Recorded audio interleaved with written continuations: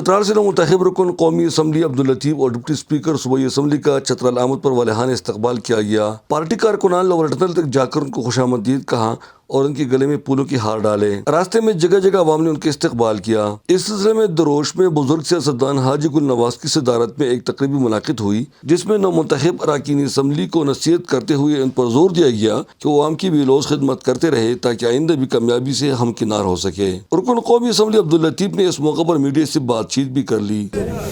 جی، ہماری پرائیورٹی تو اپنے علاقے کی ڈیولپمنٹ ہے اور اپنی کانسٹیچوئنسی کی ڈیولپمنٹ ہے، اور کانسٹیچوئنسی کی ڈیولپمنٹ میں جو ہمارا ڈیولپمنٹ کے جو ٹولز ہمارے پاس قدرت کے عطیہ کردہ ہیں ان کو ڈیولپ کر کے ہم اپنے علاقے کو آگے لے جانے کا پروگرام ہے ہمارا۔